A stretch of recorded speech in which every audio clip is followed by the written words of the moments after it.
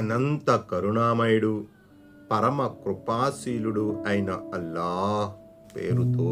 ఆయత్ నంబర్ 121. బిస్మిల్లాహిర్ రహ్మానిర్ రహీం. ولا تأكلوا مما لم يذكر اسم الله عليه وإنه لفسق وإن الشياطين ليوحون إلى أوليائهم ليجادلوكم وإن أطعتموهم إنكم لمشركون. ఆయత్ నంబర్ 121. అల్లాహ్ పేరు స్మరించబడని జంతువులను తినకండి, ఎందుకంటే ఇది ఆజ్ఞోల్లంఘన క్రిందకు వస్తుంది. మీతో వాదులాడటానికి సైతాన్లు తమ మిత్రులను ఉసుగొలుపుతుంటారు. ఒకవేళ మీరు గనక వారిని అనుసరించారంటే మీరు కూడా అల్లాహకు సహవర్తుల్ని కల్పించిన వారు ముష్రికులు అయిపోతారు. జాగ్రత్త. అల్లాహ్ పేరు స్మరించబడని జంతువులను తినకండి, ఎందుకంటే అది ఆజ్ఞోల్లంఘన క్రిందకి వస్తుంది. 166. అంటే ధర్మసమ్మతమైన ఏ జంతువునైనా జిబహా చేస్తున్నప్పుడు లేదా వేటాడుతున్నప్పుడు ఉద్దేశపూర్వకంగా అల్లాహ్ పేరు పఠించకపోతే అది అధర్మంగా, దైవాజ్ఞను ధిక్కరించడంగా పరిగణించబడుతుంది. హజరత్ ఇబ్నే అబ్బాస్ రజల్లాహు అన్హు కూడా ఇదే విధంగా వివరించారు. ఆయన రజల్లాహు అన్హు ఇలా అన్నారు: మరిచిపోయిన వాడు పాపాత్ముడుగా పరిగణించబడడు. ఇమాం బుఖారీ అభిమతం కూడా ఇదే. హనఫీ పండితుల దృక్పథం కూడా ఇదే. కానీ ఇమాం షాఫీ అభిప్రాయం తద్భిన్నంగా ఉంది. రెండు పరిస్థితుల్లోనూ అతడు అల్లాహ్ పేరును ఉచ్చరించడం మర్చిపోయినా లేక ఉద్దేశపూర్వకంగా ఉచ్చరించకపోయినా ముస్లిం చేత జిబహా చేయబడిన జంతువు ధర్మసమ్మతమేనని ఇమాం షాఫీ అభిప్రాయపడ్డారు. మీతో వాదులాడటానికి సైతాన్లు తమ మిత్రులను ఉసుగొలుపుతుంటారు. 167. సైతాన్ తన అనుచరుల ద్వారా, స్నేహితుల ద్వారా వ్యాపింపజేసిన దుష్ప్రచారం ఇది. ఈ ముస్లింలు దేవుడు స్వయంగా జిబహా చేసిన అంటే మృత జంతువులను హరాం, నిషిద్ధంగా ప్రకటించి తాము జిబహా చేసిన వాటిని హలాల్, ధర్మసమ్మతంగా ఖరారు చేస్తున్నారు. ఇలా చేస్తూ పైగా తాము అల్లాహ్ను నమ్మేవాళ్ళం అని చెప్పుకుంటున్నారు. దీనికి జవాబుగా అల్లాహ్ ఏమన్నాడంటే, మీరు ఆ మాయల మారి సైతాన్ మరియు అతని సహచరుల దుష్ప్రేరణలకు లోను కాకండి. జిబహా చేయకుండానే చచ్చిపోయిన జంతువులపై అల్లాహ్ పేరు ఉచ్చరించబడకపోవడం వల్ల వాటిని తినడం హలాల్, ధర్మసమ్మతం కాజాలదు. అయితే సముద్రంలోని మృత జంతువులను మాత్రం తినవచ్చు. ఆయత్ నంబర్ 122. أَوَمَنْ كَانَ مَيْتًا فَأَحْيَيْنَاهُ وَجَعَلْنَا لَهُ نُورًا يَمْشِي بِهِ فِي النَّاسِ كَمَنْ مَثَلُهُ فِي الظُّلُمَاتِ لَيْسَ بِخَارِجٍ مِنْهَا كَذَلِكَ زُيِّنَ لِلْكَافِرِينَ مَا كَانُوا يَعْمَلُونَ. ఆయత్ నంబర్ 122. మృతుడుగా ఉన్న ఒక వ్యక్తికి మేము జీవితం ప్రసాదించి అతనికి జ్యోతి నొసగగా దానిని పుచ్చుకుని అతను జనుల మధ్య సంచరిస్తున్నాడు. ఇలాంటి వ్యక్తి కటిక చీకట్లలో కూరుకుపోయి వాటి నుండి ఏమాత్రము బయటపడలేని వ్యక్తి లాంటి వాడా? ఇదే విధంగా సత్య తిరస్కారులకు వారి పనులకు వారికెంతో అందమైనవిగా తోస్తాయి. 168. ఈ ఆయతలో అల్లాహ్ అవిశ్వాసిని మృతుని నిర్జీవంగాను, విశ్వాసిని బ్రతికున్నవాని సజీవంగాను అభివర్ణించాడు. ఎందుకంటే అవిశ్వాసి ఎల్లప్పుడూ అవిశ్వాసమనే అంధకారం లోయల్లో తచ్చాడుతూ వాటి నుండి బయటపడలేకుండా ఉంటాడు. తత్ఫలితంగా అతడు వినాశానికి, పరాభవానికి గురవుతాడు. కాగా విశ్వాసి హృదయానికి అల్లాహ్ ఈమాన్, విశ్వాసం ద్వారా జీవం పోస్తాడు. తద్వారా అతనికి జీవన మార్గాలు స్పష్టంగా కనిపిస్తాయి. తనకు సాఫల్య భాగ్యం లభించే బాటలో అతడు నడిచిపోతాడు. ఈ విషయమే క్రింద ఆయతులలో కూడా చెప్పబడింది. అల్లాహ్ విశ్వసించిన వారికి సంరక్షకుడు. ఆయన వారిని చీకట్లలో నుంచి వెలుగులోనికి తీసుకువస్తాడు. కాగా అవిశ్వాసుల స్నేహితులు సైతాన్లు. వాళ్ళు అవిశ్వాసులను వెలుగులో నుంచి చీకట్లోనికి తీసుకుపోతారు. అల్ బకరా 257. ఈ 2 వర్గాల వారి ఉపమానం ఇది. ఒకడు గుడ్డివాడు, చెవిటివాడు, మరొకడు కళ్ళున్నవాడు, వినగలిగేవాడు. వారిద్దరూ సమానులవుతారా? హుద్ 24. అంధుడు, చూడగలిగేవాడు సమానులు కాలేరు. అంధకారాలు, కాంతి ఒకటి కాలేవు. చల్లదనాన్నిచ్చే నీడ, మలమల మార్చే ఎండ ఒకే విధంగా ఉండవు. బ్రతికి ఉన్నవారు, చనిపోయిన వారు సమానులు కాలేరు. ఫాతిర్ 19:22. ఆయత్ నంబర్ 123. وكذلك جعلنا في كل قرية أكابر مجرميها ليمكروا فيها وما يمكرون إلا بأنفسهم وما يشعرون. ఆయత్ నంబర్ 123. ఇదే విధంగా మేము ప్రతి పట్టణంలోనూ అక్కడి సర్దారులనే అపరాధాలకు ఒడిగట్టేవారుగా చేశాం. అక్కడ వారు తమ పన్నాగాలు పన్నటానికి, వాస్తవానికి వారు తమను తామే వంచుకుంటున్నారు, కానీ వారికి ఆ సంగతి తెలియడం లేదు. ఇదే విధంగా మేము ప్రతి పట్టణంలోనూ అక్కడి సర్దారులనే అపరాధాలకు ఒడిగట్టేవారుగా చేశాం. అక్కడ వారు తమ పన్నాగాలు పన్నడానికి. ఆయత్ నంబర్ 169. ఆయతలో అకాబిరా అని ఉంది. ఇక్కడ అక్బర్కు బహువచనం, అంటే పెద్దవారు అని అర్థం.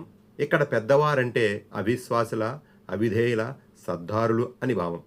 ఎల్లప్పుడూ వీళ్ళే ప్రవక్తల, సత్య సందేశకుల మార్గంలో ప్రధాన అవరోధంగా ఉంటారు. సామాన్య జనులు కేవలం ఈ అయ్యేవార్ల వెనక ఉంటారు. అందుకే ఇక్కడ జనసామాన్యాన్ని గురించి ప్రస్తావించకుండా ఈ అయ్యవార్లనే ప్రత్యేకంగా ప్రస్తావించడం జరిగింది. అదీగాక ఇలాంటి వాళ్ళు సాధారణంగా అధికార మదాంధులు, ఆస్తి అంతస్తులు కలిగి ఉండే బడాయికోరులు అయి ఉంటారు. సమాజంలో తమ ప్రత్యేక ప్రతిపత్తి సమసిపోయేలా చేసే ఏ సత్యధర్మ ఉద్యమం మొదలైన దాన్ని ఆదిలోనే అణచివేయడానికి పడరాని పాట్లు పడతారు, దుష్ట పన్నాగాలు పన్నుతారు. ఈ అంశమే సబా సూరాలోని 31, 33 ఆయతులలో, జుఖ్రుఫ్ సూరాలో 23వ వచనంలో, నూహ్ సూరాలోని 22వ వాక్యంలో కూడా చర్చించబడింది. వాస్తవానికి వారు తమను తామే వంచుకుంటున్నారు, కానీ వారికి ఆ సంగతి తెలియడం లేదు. 170. అంటే వారి కుటిల నీతి యొక్క చెడు పర్యవసానం, వారు అనుచరుల పాపం కూడా వాళ్ళ నెత్తిమీదే పడుతుంది. మరిన్ని వివరాలకే అన్ కబూత్ సూరాలోని 13వ ఆయతును, అన్ నహల్ సూరాలోని 25వ ఆయతును కూడా చూడండి. ఆయత్ నంబర్ 124. وَإِذَا جَاءَتْهُمْ آيَةٌ قَالُوا لَن نُّؤْمِنَ حَتَّى نُؤْتَىٰ مِثْلَ مَا أُوتِيَ رُسُلُ اللَّهِ اللَّهُ أَعْلَمُ حَيْثُ يَجْعَلُ رِسَالَتَهُ سَيُصِيبُ الَّذِينَ أَجْرَمُوا صَغَارٌ عِندَ اللَّهِ وعذاب شديد بما كانوا يمكرون. ఆయత్ నంబర్ 124. వారి వద్దకు ఏదైనా సూచన వచ్చినప్పుడు దైవ ప్రవక్తలకు ఇవ్వబడినదే మాకు ఇవ్వబడనంత వరకు మేము విశ్వసించేది లేదు అని వారు అంటారు.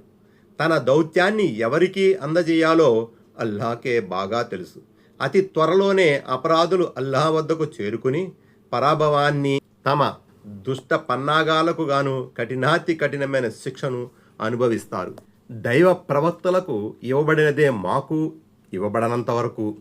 177. అంటే తమ వద్దకు కూడా జిబ్రీల్ అలైహిస్సలాం వంటి దైవదూతలు రావాలి, తమకు దైవ ప్రవక్త పదవితో సత్కరించాలి అన్నది వారి మాటల్లో అంతరార్థం. తన దౌత్యాన్ని ఎవరికి అందజేయాలో అల్లాహకే బాగా తెలుసు. 172. ప్రవక్తగా ఎవరిని ఎన్నుకోవాలో, ఈ గురుతర బాధ్యతను నిర్వర్తించే యోగ్యత ఎవరిలో ఉందో అల్లాహకు బాగా తెలుసు. ఎందుకంటే ఆయన వివేక సంపన్నుడు. అందుకే ఆయన మక్కాలోని అధికార మదాంధులకు బదులు అబ్దుల్లా, ఆమీనా దంపతులకు కలిగిన పుత్రరత్నాన్ని మొదటి నుంచే అనాథలకు, అభాగ్యులకు, అగత్యపరులకు పెన్నిదిలా నిలిచిన నిరాడంబర జీవిని ప్రవక్తగా నియమించాడు. ఆయత నెంబర్ 125. فمن يرد الله أن يهديه يشرح صدره للإسلام ومن يرد أن يضله يجعل صدره ضيقا حرجا كأنما يصعد في السماء كذلك يجعل الله الرجس على الذين لا يؤمنون. ఆయత నంబర్ 125. కనుక అల్లాహ్ తాను సన్మార్గ భాగ్యం ప్రసాదించదలచిన వ్యక్తి హృదయాన్ని ఇస్లాం కొరకు ఇప్పుతాడు. అలాగే తాను అపమార్గాన వదిలివేయదలచిన వ్యక్తి హృదయాన్ని ఆకాశానికెక్కే వానిలాగా కుంచింపజేస్తాడు. ఈ విధంగా అల్లాహ్ విశ్వసించని వారికి మాలిన్యాన్ని అంటగడతాడు. అపమార్గాన వదిలేయదలచిన వ్యక్తి హృదయాన్ని ఆకాశానికెక్కే వానిలాగా కుంచింపచేస్తాడు. 173. అంటే మనిషి ఎంతగా బలాన్ని కూడగట్టుకుని ప్రయత్నించినా ఆకాశాలపైకి ఎలా ఎక్కలేడో, అలాగే మనసులు కుచించుకుపోయిన వ్యక్తులలో ఏకదైవారాధన, తౌహీద్ విశ్వాసం, ఈమాన్ జొరబడలేవు. ఒకవేళ అల్లాహ్ వారి హృదయ కవాటాలను తెరిస్తే అది వేరే విషయం. అల్లాహ్ విశ్వసించని వారికి మాలిన్యాన్ని అంటగడతాడు. 174. అంటే దేవుడు వారి మనసులను కుంచింపజేసినట్లే వారిని తిరస్కార భావపు రొచ్చులో కూరుకుపోయేలా చేస్తాడు. ఆయతులో రిజిస్ అనే పదం ఉపయోగించబడింది. రిజిస్ అంటే మాలిన్యం, అశుద్ధత, శిక్ష, సైతాను పీడన అన్న అర్థాలు వస్తాయి. ఆయత్ నంబర్ 126. وهذا صراط ربك مستقيما قد فصلنا الآيات لقوم يذكرون. ఆయత్ నంబర్ 126. ఇదే నీ ప్రభు యొక్క రుజుమార్గం. ఉపదేశాన్ని స్వీకరించే వారి కోసం మేము ఈ ఆయతులను స్పష్టంగా విడమర్చి చెప్పాము. ఆయత్ నంబర్ 127. لهم دار السلام عند ربهم وهو وليهم بما كانوا يعملون. ఆయత్ నంబర్ 127. వారి కొరకు వారి ప్రభువు వద్ద శాంతి నిలయం ఉంది. వారి మంచి పనుల మూలంగా అల్లాహ్ వారికి రక్షకునిగా నిలుస్తాడు. 175. అంటే ప్రాపంచిక జీవితంలో తిరస్కారం, మార్గభ్రష్టత, అపమార్గాల నుంచి తమను కాపాడుకుని రుజుమార్గంపై పయనించిన విశ్వాసులకు పరలోకంలో అల్లాహ్ శాంతి నిలయాన్ని కేటాయిస్తాడు. వారి పట్ల అల్లాహ్ ప్రసన్నుడవుతాడు. వారిని అమితంగా ఇష్టపడతారు. వారికి అండగా నిలుస్తాడు. ఆయత్ నంబర్ 128. ويوم يحشرهم جميعا يا معشر الجن قد استكثرتم من الإنس وقال أولياؤهم من الإنس ربنا استمتع بعضنا ببعض وبلغنا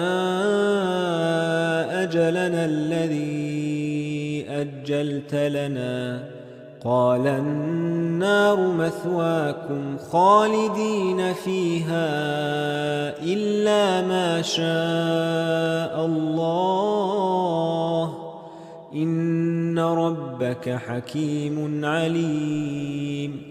ఆయత్ నంబర్ 128. అల్లాహ్ వారందరినీ సమీకరించే రోజు, ఓ జిన్నాతు వర్గీయులారా, మీరు మనుషుల్లోని చాలామందిని మీ వారుగా చేసుకున్నారు అని అంటాడు. అప్పుడు వారితో సంబంధాలు పెట్టుకుని ఉన్న మనుషులు ఇలా అంటారు, మా ప్రభు, మేము ఉండకరి ద్వారా లబ్ధి పొందిన సంగతి నిజమే. ఎట్టకేలకు నీవు మా కోసం నిర్ధారించిన గడువుకు మేము చేరుకున్నాం. అప్పుడు అల్లా ఇలా అంటాడు, ఇక నరకమే మీ అందరి నివాస స్థలం, అందులోనే మీరు కలకాలం పడి ఉంటారు. అయితే అల్లా ఏదైనా తలస్తే అది వేరే విషయం. నిస్సందేహంగా నీ ప్రభు వివేక సంపన్నుడు, జ్ఞానవంతుడు. ఓ జిన్నాతు వర్గీయులారా, మీరు మనుషుల్లోని చాలామందిని మీ వారుగా చేసుకున్నారు. 176. అంటే మానవుల్లోని ఒక పెద్ద వర్గాన్ని మీరు సన్మార్గం నుంచి తప్పించి మీ అనుయాయులుగా చేసుకున్నారు.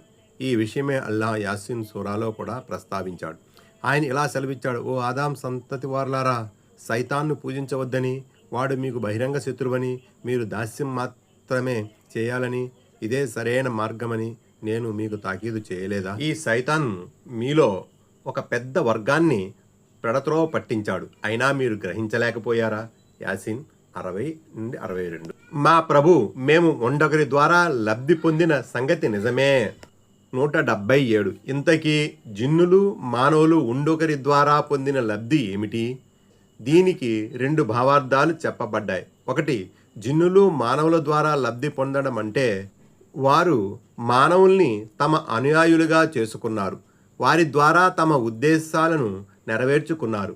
మానవులు జిన్నుల ద్వారా లబ్ధి పొందడం అంటే అర్థం సైతానులు చెడు పనులను మనుషులకు అందమైనవిగా మనోహరమైనవిగా అనిపించేలా చేశారు. తత్ఫలితంగా మనుషులు వాటి వైపుకు వ్యామోహితులై ఆ రసస్వాదనలో చిక్కుకుపోయారు. రెండో అర్థం సైతానుల జిన్నాతుల ద్వారా జోస్యం రూపంలో వ్యాపింపజేయబడే విషయాలను మనుషులు నిజమని ధృవీకరిస్తూ వాటిని అనుసరించసాగారు. ఈ విధంగా జిన్నాతులు మానవులను అవివేకులను చేసి వారిని తమ స్వార్థ ప్రయోజనాల కోసం వాడుకున్నారు. ఇక మనుషులు జిన్నాతుల ద్వారా పొందిన లబ్ధి ఏమిటంటే, జిన్నాతులు చెప్పే కళ్ళబొల్లి కబులను విని మానవులు కొందరు ఆనందంతో పరవశించిపోయేవారు, మరికొందరు జ్యోతిష్యులు సోది చెప్పేవారు ఈ మాటలను తమ ప్రాపంచిక ప్రయోజనాల కోసం ఉపయోగించుకునేవారు. ఎట్టకేలకు నీవు మా కోసం నిర్ధారించిన గడువుకు మేము చేరుకున్నాము. 178. అంటే ప్రాపంచిక జీవితంలో మేము నిరాకరిస్తూ ఉండే తీర్పు దినం ఎట్టకేలకు రానే వచ్చింది. దానికి సమాధానముగా అల్లాహ్, మరైతే నరకాగ్నికి ఆహుతి అవ్వండి, అదే మీకు తగిన స్థానం అని అంటాడు. ఇక నరకమే మీ అందరి నివాస స్థలం, అందులోనే మీరు కలకాలం పడి ఉంటారు. అయితే అల్లాహ్ ఏదైనా తలిస్తే అది వేరే విషయం. 179. అవిశ్వాసులను శాశ్వతమైన నరక శిక్షకు గురి చేయాలన్నదే దేవుని ప్రణాళిక. దివ్య ఖురాన్లో మాటి మాటికి ఆయన ఈ పరిణామాన్ని ప్రస్తావిస్తున్నాడు. ఈ విషయంలో ఎవరూ సందిగ్ధానికి లోను కానవసరం లేదు. ఆయన తిరుగులేని అధికారం కలవాడు. ఆయన ఏ సమయంలోనైనా ఏ అపరాధినైనా నరకం నుంచి బయటికి తీయదలిస్తే తీయగలడు కూడా. ఆయన్ని ఈ నిర్ణయం గైకొనకుండా అడ్డగించేవారు కూడా ఎవరూ లేరు. ఐసరుస్తు ఫాసీర్. ఆయత్ నంబర్ 129. وكذلك نولي بعض الظالمين بعضا بما كانوا يكسبون. ఆయత్ నంబర్ 129. ఈ విధంగా కొందరు దుర్మార్గులను కాఫిర్లను మేము వారు చేసుకున్న కర్మల కారణంగా మరి కొందరికి సన్నిహితులుగా చేస్తాము. 180. అంటే నరకములో వారు పరస్పరం దగ్గరగా ఉంటారని అర్థమవుతుంది. దీనికి మరో భావం ఏమిటంటే, ఏ విధంగానైతే జిన్నుల్ని మానవుల్ని వండకరి స్నేహితులుగా సహాయకులుగా చేశామో అదేవిధంగా దుర్మార్గుల పట్ల వ్యవహారం చేస్తాం. అంటే ఒక దుర్మార్గుణ్ణి మరో దుర్మార్గునికి అప్పగిస్తాం. దుర్మార్గుల్లో ఒకడు ఇంకొకటిపై ప్రతీకారం తీర్చుకుంటూ ఉంటాడు. ఆయత్ నంబర్ 130. يا معشر الجن والإنس ألم يأتكم رسل منكم يقصون عليكم آياتي وينذرونكم لقاء يومكم هذا قالوا شهدنا على أنفسنا وغرتهم الحياة الدنيا وشهدوا على أنفسهم أنهم كانوا كافرين. ఆయత్ నంబర్ 130. ఓ జిన్నాతు మరియు మానవ వర్గీయులారా, ఏమిటి నా ఆదేశాలను మీకు విడమర్చి చెప్పే ఈనాటి ఈ దినం గురించి మిమ్మల్ని హెచ్చరించే ప్రవక్తలు స్వయంగా మీ నుండే మీ వద్దకు రాలేదా అని అల్లా తరపున ప్రశ్నించబడినప్పుడు అవును వచ్చారు, మాకు వ్యతిరేకంగా స్వయంగా మేమే సాక్ష్యమిస్తున్నాము అని అంటారు. ప్రాపంచిక జీవితం వారిని మోసానికి గురి చేసింది. తాము తిరస్కారమయ్యామన్న సంగతిని గురించి వారు స్వయంగా సాక్ష్యమిస్తారు. 181 దైవ దౌత్యం రిసాలత్ ప్రవక్త పదవి నబూవత్ విషయంలో జిన్నాతులు మానవులకు లోబడి ఉన్నారు. జిన్నాతులలో వేరుగా దైవ ప్రవక్తలు రాలేదు. అయితే దైవ ప్రవక్తల సందేశాన్ని తమ వర్గానికి అందజేసి వారిని మేల్కొల్పేవారు జిన్నాతులలో ఉంటారు. అయితే మనుజు జాతి కన్నా ముందు నుంచే జిన్నుల ఉనికి ఉండడం వల్ల వారి మార్గదర్శకత్వం కోసం కూడా వారిలో నుంచి ప్రవక్త ఉద్భవించి ఉండవచ్చు. అటు పిమ్మట ఆదం అలైహిస్సలాం ప్రవహించిన తరువాత జిన్నులు మానవ ప్రవక్తలకు లోబడి మసులుకొని ఉంటారన్న భావన కూడా ఉంది. మొత్తం మీద అంతిమ దైవ ప్రవక్త సల్లల్లాహు అలైహి వసల్లం గారి సందేశం మానవులు జిన్నులందరినీ ఉద్దేశించిందన్న విషయంలో మటుకు సందేహానికి ఆస్కారం లేదు. 182 అష్రు మైదానములో అవిశ్వాసులు పెక్కు ప్లేట్లు పెరాయిస్తారు. ఒక్కోసారి తాము ముష్రికులం కామని అంటారు. అల్ అన్ ఆమ్ 23 ఒక్కోసారి వారు తమ అపరాధాన్ని ఒప్పుకోవడం విన మార్గాంతరం ఉండదు. ఈ ఆయుతులో కూడా తమ తప్పును ఒప్పుకుంటారని చెప్పబడింది.